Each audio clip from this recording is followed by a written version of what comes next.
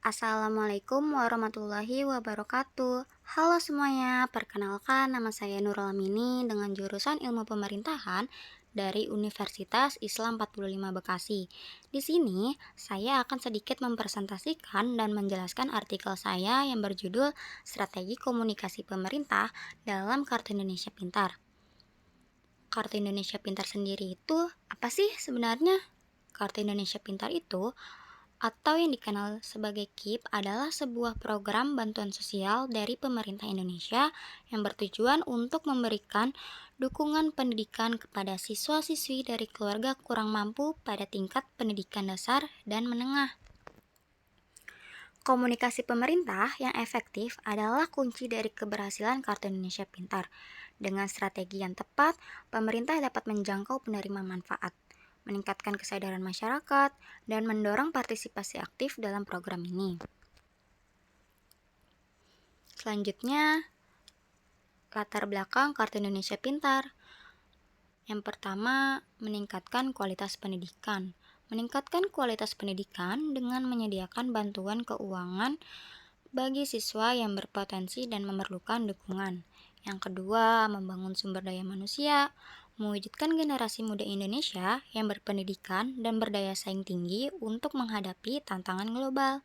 Dan yang ketiga, itu ada akses pendidikan, memperluas akses pendidikan bagi anak-anak yang kurang mampu dan mendorong kesetaraan pendidikan di Indonesia. Selanjutnya, tujuan strategis Kartu Indonesia Pintar. Ada 4, yaitu yang pertama meningkatkan angka partisipasi sekolah. Mendorong peningkatan angka partisipasi sekolah khususnya pada anak-anak yang berasal dari keluarga miskin. Yang kedua, menciptakan kesetaraan pendidikan, memastikan semua anak-anak memiliki kesempatan yang sama untuk mengakses pendidikan berkualitas. Yang ketiga, meningkatkan kualitas sumber daya manusia. Membangun sumber daya manusia yang berkualitas dan siap bersaing di dunia kerja. Dan yang keempat, menurunkan angka kemiskinan, membantu mengurangi beban keluarga miskin dengan menyediakan bantuan biaya pendidikan. Selanjutnya, target penerima manfaat Kartu Indonesia Pintar untuk siswa SD, MI, atau paket A, anak-anak yang berusia 7-12 tahun dan berasal dari keluarga tidak mampu. Lalu, siswa SMP, MTS, atau paket B, anak-anak yang berusia 13-15 tahun dan berasal dari keluarga tidak mampu. Lalu siswa SMA, MA, SMK, atau paket C, anak-anak yang berusia 16-18 tahun dan berasal dari keluarga tidak mampu. Selanjutnya, strategi komunikasi pemerintah untuk Kartu Indonesia Pintar. Ada 4, yaitu sosialisasi dan edukasi. Melakukan sosialisasi dan edukasi kepada masyarakat tentang program KIP, manfaatnya, dan cara mendapatkannya.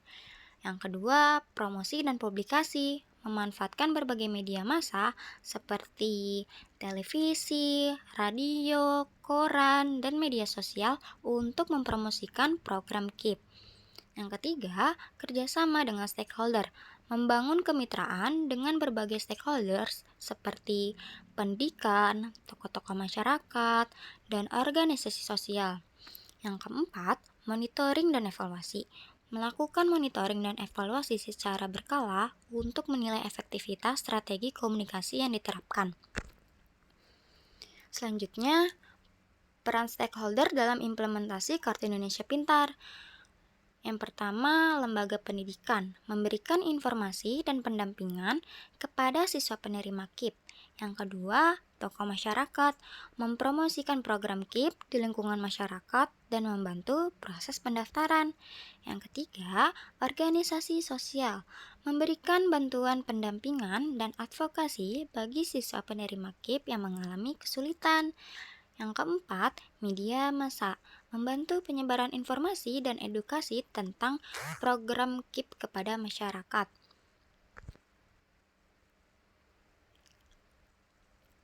Selanjutnya, tantangan dan kendala dalam komunikasi Kartu Indonesia Pintar, seperti kurangnya akses informasi, masyarakat tidak terpencil dan tertinggal mungkin tidak memiliki akses informasi yang cukup tentang program KIP ini. Lalu kurangnya kesadaran masyarakat. Masyarakat mungkin tidak menyadari manfaat dan pentingnya program KIP ini. Lalu kesulitan dalam proses pendaftaran. Proses pendaftaran KIP mungkin dianggap rumit dan sulit oleh masyarakat. Selanjutnya, inovasi komunikasi pemerintah untuk Kartu Indonesia Pintar ada 4. Yang pertama, pemanfaatan platform digital, membangun website dan aplikasi mobile yang informatif dan mudah diakses untuk memudahkan masyarakat mendapatkan informasi. Yang kedua, produksi konten kreatif, membuat konten video edukatif, menarik, dan informatif untuk meningkatkan pemahaman masyarakat tentang KIP. Yang ketiga, kampanye media sosial, melakukan kampanye media sosial yang kreatif dan inovatif untuk menjangkau target penerima manfaat. Dan yang keempat, layanan bantuan online, memberikan layanan bantuan online untuk menjawab pertanyaan masyarakat dan membantu proses pendaftaran. Selanjutnya itu evaluasi dan perbaikan strategi komunikasi. Analisis data, melakukan analisis data untuk menilai efektivitas strategi komunikasi dan mengidentifikasi area yang perlu ditingkatkan. Yang kedua, evaluasi berkelanjutan, melakukan evaluasi secara berkala untuk memastikan strategi komunikasi tetap relevan dan efektif. Yang ketiga, perbaikan strategi, melakukan penyesuaian dan perbaikan strategi komunikasi berdasarkan hasil evaluasi. Dan yang terakhir, kesimpulan dari artikel ini, strategi komunikasi yang efektif sangat penting untuk keberhasilan program Kartu Indonesia Pintar. Dengan strategi yang tepat, pemerintah dapat menjangkau penerima manfaat, meningkatkan kesadaran masyarakat, dan mendorong partisipasi aktif dalam program KIP. Pemerintah perlu terus berupaya meningkatkan efektivitas strategi komunikasi melalui inovasi dan evaluasi berkelanjutan. Sekian presentasi saya, kurang lebihnya mohon maaf. Wassalamualaikum warahmatullahi wabarakatuh.